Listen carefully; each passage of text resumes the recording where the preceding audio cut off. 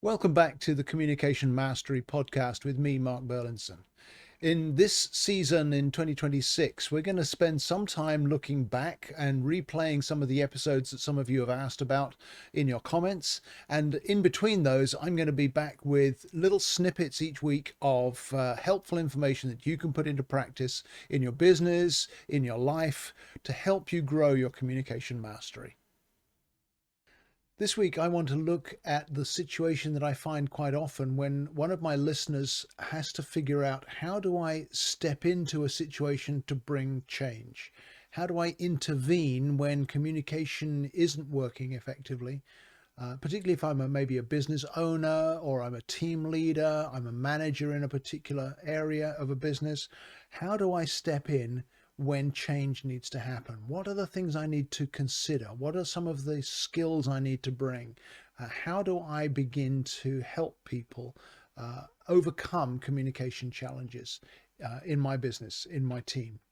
And because my work sits at the kind of intersection of communication and leadership styles and organizational operational effectiveness, what I think I should do is actually explain what I would do if I came in to try to bring change, and let you apply that to your own circumstances based on how I would operate or what I would recommend.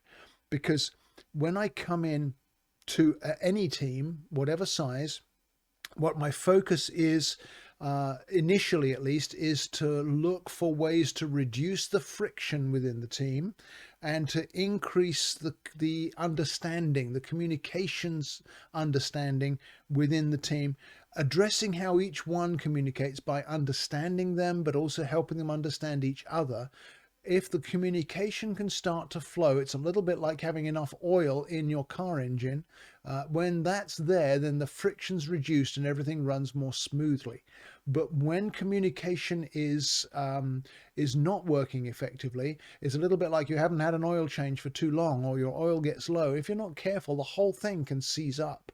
And certainly you're getting much greater wear on that engine because of the lack of lubrication, because of the lack of oil in the system. So as you come in to look to bring change, those are the things I'd recommend that you focus on to reduce the friction and increase the understanding. And what that requires, this is what you're looking for in the team, what you're looking to begin to bring change to. There's got to be a change in assumptions from each person within the team, particularly from us as the leaders, us as the managers. We have to make sure we change our assumptions based on actual knowledge. But also we need to be able to adapt our expectations of one another and of outcomes in any setting, as well as our reactions to the challenges that we face. We need to be able to choose a different reaction that will bring a benefit rather than a reduction in success.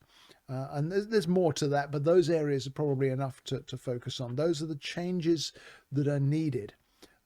So if you're going to change reactions and expectations and assumptions, what we're really saying is you've got to have some sort of skilled intervention. You've got to actually figure out beforehand, how can I intervene in a way that will change this? Because in those areas, change doesn't happen by accident. Change doesn't happen automatically. If change could happen, it would, because nobody likes the tension or the distress of misunderstanding and miscommunication.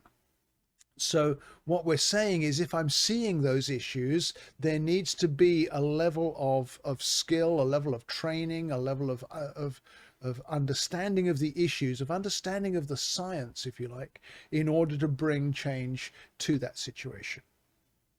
So let's talk about how change happens. As you look to intervene in a difficult situation, in an area where there are communication challenges in a team, where there's friction in a team, the change always has to begin with self-awareness. You always have to be able to reflect to people, or help people to see their own styles, their own wiring, their own needs, their own priorities in a clear light. But also then, from their own understanding of themselves, to then be able to see the difference between themselves and other people. very often it helps people to see, oh, this is why I don't get along with him, or this is why she has trouble with me. It's simply because we're wired differently. Once we recognize that our wiring is different, we realize that they're not being mean to me, or I'm not being unfair to them by being different. Simply accepting that we are different is a big step forward to being able to resolve a lot of the friction that we get within the teams. Once we can recognize others' needs and learn to adapt accordingly, then we're going to be automatically reducing distress reactions in our interactions. It enables healthier interaction between the people on the team. And then those team level changes can follow that individual insight. So you've got to start with the individual and then let it grow out to the team. It's kind of like you plant a seed and then watch it grow into a full-grown plant. You don't harvest tomatoes off a tomato seed. You have to let it grow into the full plant and then flower and then produce fruit. And it's the same with team level change. You start with planting the seed at an individual level, and then it grows from there into that team level change.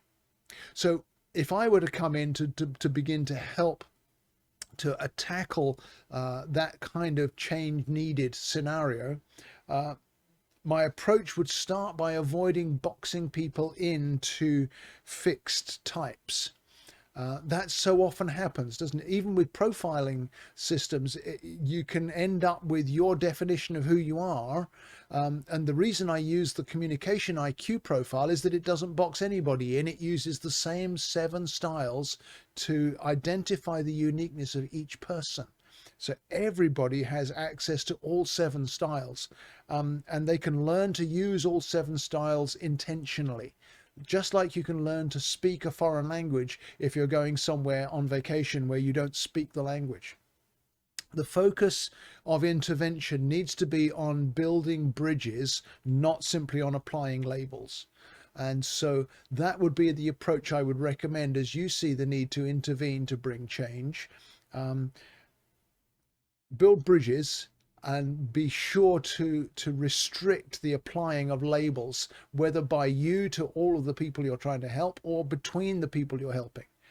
Because when people feel misunderstood by being labeled, they escalate or they withdraw. Whenever you label somebody, the label may be at least partly accurate, but it never fully describes someone.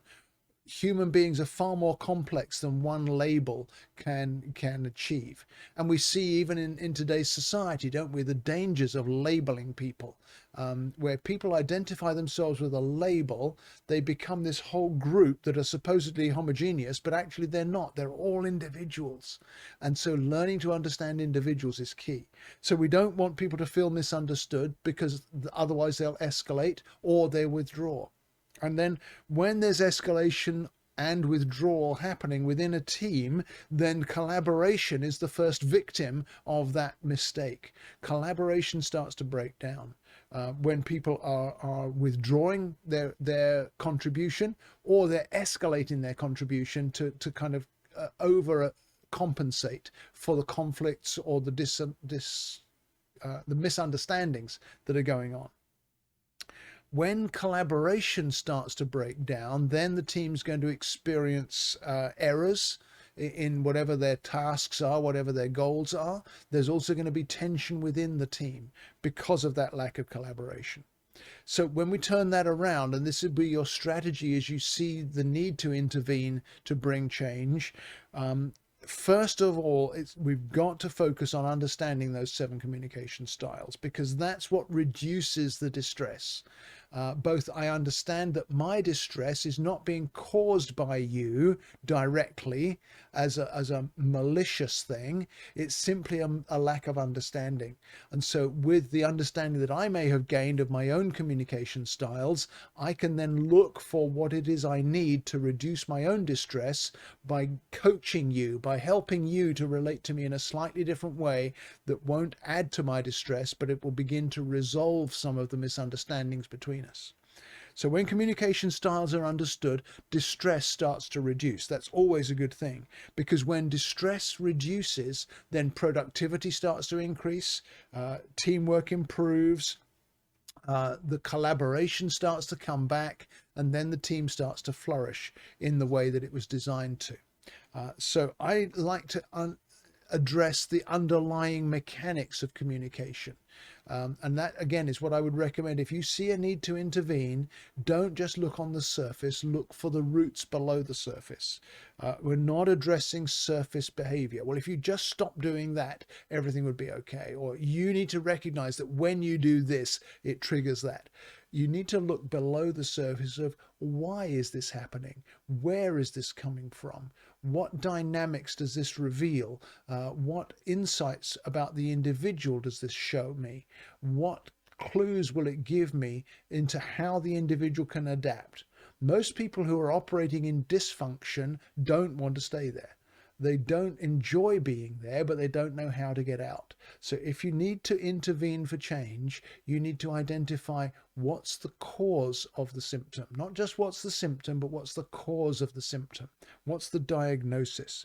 Because when I can teach people how communication works, then I'm equipping them with tools that they can use repeatedly across all kinds of situations. I'm equipping them to improve their resilience. I'm equipping them with greater self-awareness. I'm equipping them with an understanding that where we can be united by our different communication styles because we've got all seven. Your strongest may be my weakest. My weakest may be your strongest. There may be styles within both of our profiles that cause us, if we're not careful, to misunderstand and miss each other. But if we understand where that's coming from, we can learn to work around it. It's a little bit like you're driving down the highway and you see blue flashing lights and red flares ahead of you. You know there's a problem ahead. So then you begin to figure out, what do I need to do? Do I get off at the next exit to avoid this? Do I slow down? Do I change lanes? You can have all kinds of adaptive skills within a situation once you understand what's going on, what is the cause, what is the problem, what is the issue in play here. So that's what you need to recognize when you come to intervene for change, is to get below the surface, to figure out what's going on. I call it communication forensics. It's a big part of what I do with businesses all the time. So here are some key distinctions, just drawing on what I just said of getting below the surface. Here are some things that you want to prioritize rather than what you might be tempted to prioritize. So key distinctions. The first one would be that very one, is to not just be distracted by surface symptoms, but look for the root cause. Another key distinction would be to beware of assumptions. And when you identify assumptions, turn them into awareness.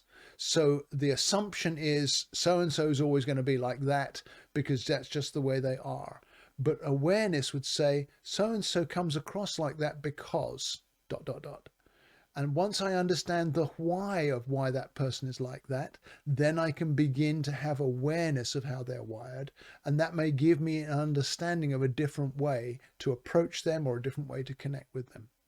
Another thing to focus on is that I said that escalation often occurs when there's a problem, but rather than insistence, we want to cultivate adaptation. So rather than becoming hardened into my way of this is the only way that I can relate to people, or this is the only way that this is going to work, we need to look for adaptive ways. We need to look at different ways to approach things. Just the same as saying, well, I'm on this interstate and it's going to take me to where I'm going. And the fact that there's a wreck that's closed the whole interstate is not my problem. I'm just going to stay on this interstate. Well, I'm going to get nowhere with that attitude. If instead I learn adaptability, I can come off on this exit, I can take that highway, I may need to go around this city in this different way or whatever it might be. Yes, it's going to be a little more inconvenient, but it's actually going to get me to where I want to go, when staying on my one set path is not going to get me to where I want to go. So adaptation rather than insistence is another key distinction to work on. And then the final one, I would say, and again, this is something I often will talk to individuals about when they're having an issue. If you're constantly experiencing collision, in other words, there's this standard situation where you always have a problem, or this particular member of the team, or this particular colleague that you're always having an issue with, or there's that particular customer that you always end up arguing with, or you never be able to get through to what it is they need from you. Whatever it is, that situation where you're always having some kind of collision, what you need to look for is, what can I change to bring connection rather than collision? What can I look for that will build a bridge? It may only be a very small, weak bridge, but what can I look for that builds a bridge? Because once I've built a bridge, then I can strengthen that bridge. And then the collisions will reduce and the collaboration and connection can increase. So those are some key distinctions that you can bring to bear as you intervene for change, or there are areas that I could be gladly help you with if you need outside help with those kinds of things. One more thing that I always prepare myself with when I go into a situation, and often I don't know what it is I'm walking into when an owner or a team leader has asked me to come in, but what I prepare myself with is the way I'm going to come into the situation. And again, I offer this to you if you know you need to intervene. Our tone and our characteristics of our approach really make a difference to how well we can be received. So I take time beforehand so that I'm coming into a situation calmly. I want to be calm in the way I interact, because that avoids escalating whatever problems there are. I also want to come in thoughtfully. Usually when I'm coming into a business, my initial connection is to come and do a workshop. And so very often I already have individual profiles of the team that I'm meeting with. They've already done their communication style profile and I have those results. So I will spread those out and I will look at those and I'll begin to think, where might be there some issues? What might be some clues of what I have from my experience that I can bring to this setting? In the same way as you want to intervene for change, whether it's change between two people on your team or whether it's change in the way the whole team is approaching a challenge, spend some time being thoughtful. What could be different? What might I see as I look at this from a step back perspective? How can I think about this in a way that's going to be helpful? So that's another part of how I would want to enter a situation or approach a challenge. I want to approach it thoughtfully. And then the third key I find is very helpful is to be very practical. So one of the beauties of these communication styles is that it enables me to be very practical with each individual. With your style, the way you're wired, you're going to experience this more often than other people. You're going to find these challenges more often than other people. You're going to find difficulties in these areas. When things are not going well, it's going to look like this for you. And so I'm coming in with practical connection to the person based on an understanding of the science of how they're wired. But that helps them to recognize that I want to help. I want to make a difference. Being practical rather than simply working on principles is always a very valuable way of building a connection with people. Another characteristic of how I want to approach challenges, how I want to intervene when I'm coming into a situation, is to always be encouraging. And so I love it if I've got a group of people in a room and we're talking about some of the challenges they're facing. I will say something to them like, hey, you can turn your differences into strengths and I'm going to help you do that. And you see the mood change within the room. You see it change from, I don't know how we're going to fix this, to here's a guy who knows he can help. Here's a guy who's going to steer us in the right direction. To use our interstate analogy one more time, here's a guy who knows the best way to go to get around this jam. So to come in to be encouraging. And then the final thing, and again, the communication IQ profile is very helpful here. I want to be non-judgmental. And what the profile does is that it helps me to depersonalize any differences, any issues, any challenges, any conflicts, because I can look at the distress of the individual's languages and say, here's how I understand I'm wired. And I understand about myself that these particular characteristics, these particular circumstances will cause me to be distressed, but I also know what will help to reduce that distress because I don't want that distress to be an obstacle. I recognize this happens in me because of the way I understand that I'm wired, but because I understand myself, I also know how to get around that. I know how to adapt to that. And I also want to be the same with you. I don't want to box you into some category of someone who's against me because we've been having a conflict. I want to be helpful to you. I want to see your distress as an invitation to me to make a difference. I want to see the challenges that we're facing as something we can overcome by digging deeper into understanding ourselves and each other, because I want to come to this with goodwill. I don't want to come to this judgmentally. I want to come to this with an attitude of resolution, an attitude of hope, an attitude of encouragement, an attitude of enthusiasm even, that because we're beginning to look at the diagnosis of our sickness, if you like, our communication sickness, as we look at the diagnosis, now we can develop a treatment plan. And a treatment plan is going to bring us out the other side into health. And health is always the place we want to land. So those are some of the ways that I approach coming in to intervene to bring change. And I trust that those are helpful to you if you see that change is needed in your setting. All of this is experience-based and not just theoretical. And I want to encourage you to bring your experience to the table as you intervene to bring change. And if you feel you lack experience, well, reach out to somebody who's got experience. You know someone because you're listening to this, and I'd be glad to help if you need that help. But when you learn the science of communication, then the art of communication comes much more easily. You can learn this stuff, and I trust that what we've talked about today has helped you to learn how to intervene when change is needed in a way that's going to be fruitful, productive, beneficial, non-judgmental, by approaching it calmly, approaching it thoughtfully, approaching it practically. You can make a difference, and I encourage you to step out today and begin to make a difference in whatever your situation may be. Then come on back next week and we'll look at more skills that we can develop to grow our communication mastery. Thank you so much for listening to today's episode. It would mean a lot to me if you'd rate and review the podcast so it helps more listeners to find us. But also, would you give me your feedback on things you'd like to hear about in future episodes? And remember to share the episode with a friend if you see something that would benefit them as well. You can reach me with feedback through my website at markburlinson.com. Just click on the contact button and send me a message. I respond to everyone personally, and I really want to hear from you. So thank you again for listening, sharing, reviewing, and giving me your feedback.